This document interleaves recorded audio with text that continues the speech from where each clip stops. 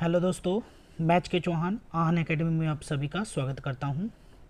दोस्तों, हमने social science paper 2 का क्या, कब, कहां और कैसे ये चैप्टर हमने पढ़ा, ये हमने कंप्लीट कर लिया है। आप उसे जाकर ज़रूर देखिएगा।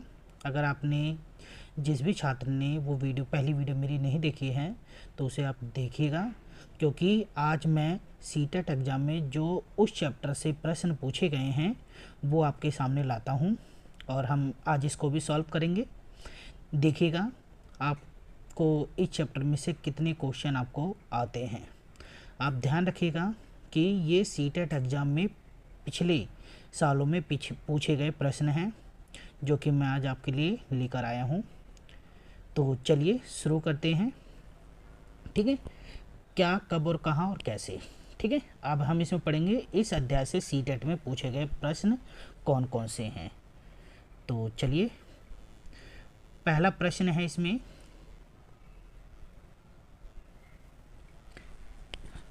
पहला प्रश्न है, मनुष्य ने कुछ क्षेत्रों में लगभग 8000 वर्षों पहले गांव में रहना प्रारंभ किया था। निम्न में से वे क्षेत्र कौन से थे। ठीक है, अब आपको देखना है। पहला ऑप्शन ए आया था इसमें, नर्मदा के आसपास के क्षेत्र, सुलेमान और कीर्थर पहाड़ियाँ, गंगा यमुना का क्षेत्र, और डी है दक्कन तथा कोंकण। हमने नोट्स में पढ़ा था, इसका जो करेक्ट आंसर है वो सुलेमान और कीथर पहाड़ियाँ। ठीक है, इन क्षेत्रों में लोग सबसे पहले रहना शुरू किया था लोगों ने। ठीक है, चलिए दूसरे क्वेश्चन की बात करते हैं। दूसरा क्वेश्चन हमारा है, ऋग्वेद मूल रूप से निम्न में से किस भाषा में रचा गया था। ठीक है, और ये भी टॉपिक में पढ़ा गया था बिल्कुल, आप ध्यान रखना। इसमें ऑप्शन है पाली, संस्कृत, प्राकृत, ब्राही। तो आपको पता है ऋग्वेद की मूल रचना संस्कृत भाषा में की गई थी। ठीक है, और ये लगभग 3500 वर्ष पुरानी है, 3500 वर्ष पुरानी है, आपको ये ध्यान में रखना है। ठीक है, ये जो मूल रचना है ये 3500 वर्ष पुरानी है। ठीक है, और ये संस्कृत भाषा में लिखी गई थी। चलिए क्वेश्चन नंबर 3। क्वेश्चन नंबर 3,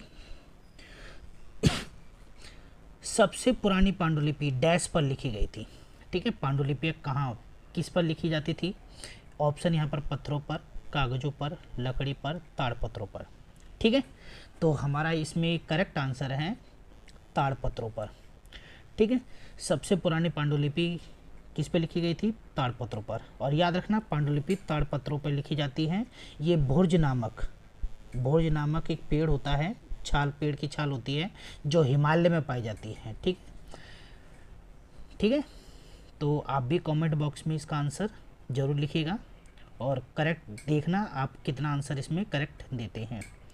ठीक है, चलिए अगला question, question number 4। Question number 4 हमारा है, ऋग्वेद के विषय में निम्न कथनों पर विचार कीजिए। ऋग्वेद के विषय में निम्नलिखित 3 कथनों पर विचार कीजिए और सही उत्तर का चयन कीजिए। इसमें 3 कथन दिए गए हैं और हमारे को सही आंसर बताना है। ठीक है, पहला कथन है ए, देखो यह 3500 वर्ष पूर्व लिखा गया, बिल्कुल करेक्ट है ये। ठीक है, इसकी रचना प्राकृत भाषा में की गई थी, गलत है क्योंकि इसकी रचना संस्कृत भाषा में की गई थी। ठीक है, इसमें 1000 से अधिक प्रार्थनाएं, गलत। ठीक है, तो हमारा ए ऑप्शन ही करेक्ट आ रहा है, बाकी गलत आ रहे हैं। तो ऑप्शन देखेंगे, ऑप्शन क्या दे रहा है, कह रहा है ए गलत, बी और सी सही, गलत। ए सही, बी और सी गलत। हमारा ऑप्शन नंबर करेक्ट क्या है, हमारा ऑप्शन नंबर सेकंड करेक्ट है।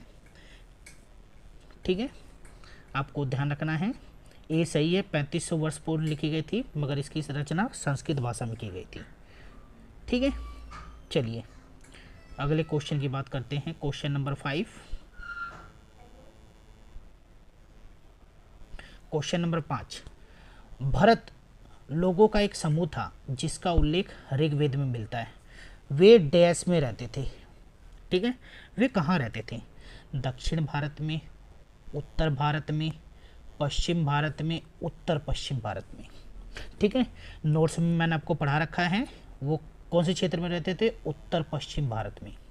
ठीक है, भरत जो लोग थे, एक लोगों का समूह था जिसका उल्लेख ऋग्वेद में मिलता है, वो उत्तर पश्चिम भारत में रहते थे। ठीक है, आपको ध्यान रखना है। और जिन्होंने पहली वीडियो नहीं देखी है वो पहली वीडियो ज़रूर देखें, इसकी मैंने नोट्स डिटेल में बता रखा है, आप उसको देखिए, फिर इस वीडियो को आप देखेंगे तो आपको बहुत ही अच्छा लगेगा। ठीक है, चलिए क्वेश्चन नंबर 6 की बात करते हैं। क्वेश्चन नंबर 6 हमारा है,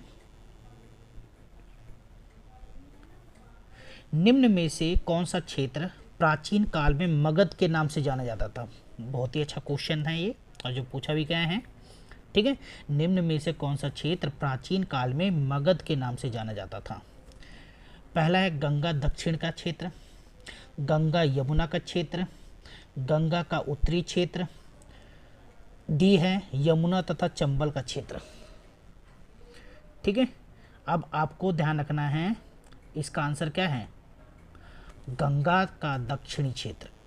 ठीक है, आपको ध्यान रखना है गंगा के दक्षिणी क्षेत्र। ठीक है, जिसे मगध के नाम से जाना जाता है। ठीक है,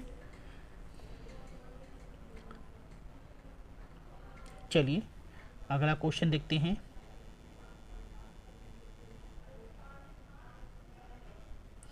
कह रहा है मैन्युस्क्रिप्ट शब्द लैटिन भाषा के किस शब्द से बना है? ये मैन्युस्क्रिप्ट है।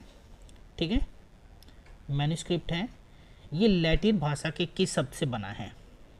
ठीक है, यहाँ मेन्यू, पांडु और भुज। ठीक है, तो हमने पढ़ा था उसमें कि ये मेन्यू, ठीक है, जिसका अर्थ है, ये लैटिन भाषा का शब्द था जिसका अर्थ क्या था, मेन्यू। ठीक है, तो हमारा करेक्ट आंसर इसका बी। चलिए क्वेश्चन नंबर 8,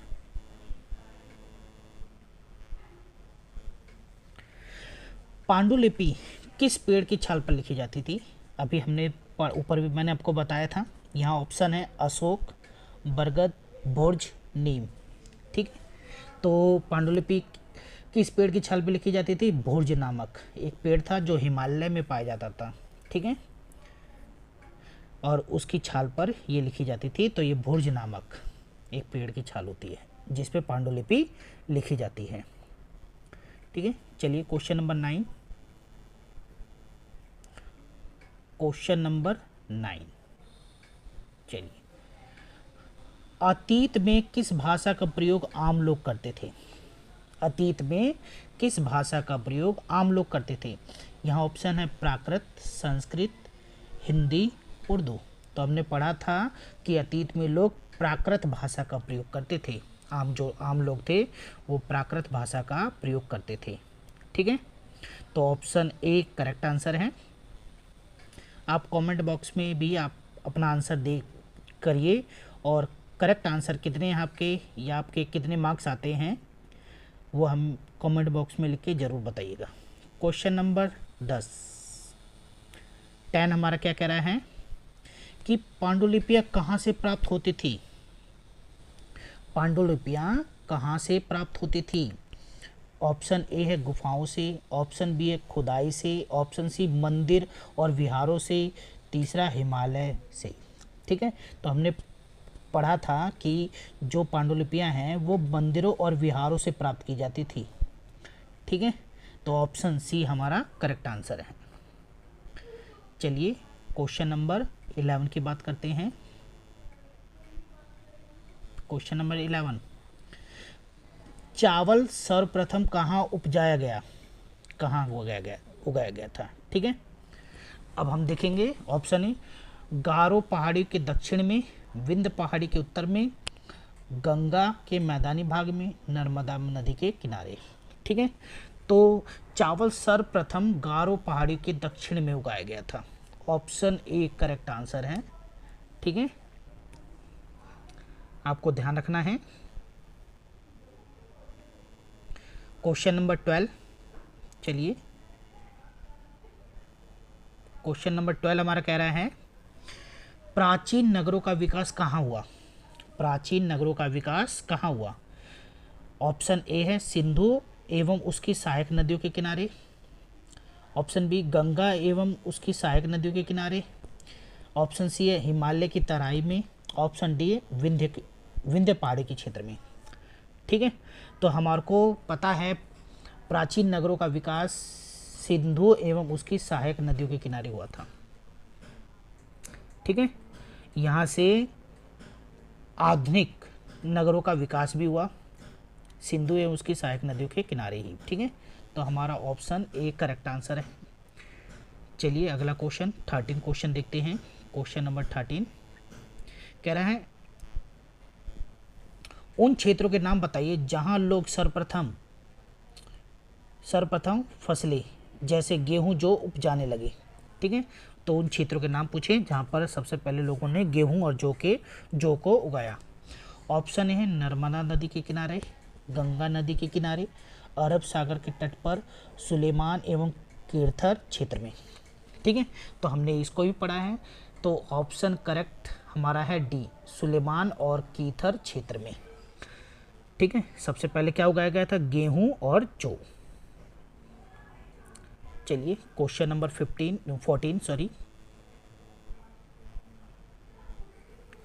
कह रहा है भारत में निम्न में से किन किन भाषाओं में पांडुलिपियां लिखी जाती थी। ठीक है, भारत में निम्न में से किन किन भाषाओं में पांडुलिपियां लिखी जाती थी। ऑप्शन है हिंदी और मैथिली। ऑप्शन बी तेलुगु एवं मलयालम। सी है प्राकृत एवं तमिल। डी है बंगाली एवं उर्दू। ठीक है, तो जो भारत में लिखी जाती थी जो पांडुलिपियां वो प्राकृत और तमिल भाषा में लिखी जाती थी। ऑप्शन सी हमारा करेक्ट आंसर है।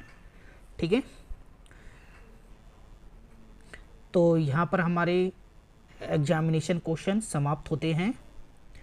उम्मीद करता हूँ कि आपको ये वीडियो अच्छी लगी होगी, मगर आप इस वीडियो को देखने से पहले इसकी पूरी डिटेल में जो वीडियो मैंने डाल रखी है उसको अवश्य देखें ताकि आप इन क्वेश्चनों का आंसर आसानी से दे सकें। तो दोस्तों मिलते हैं अगली वीडियो में।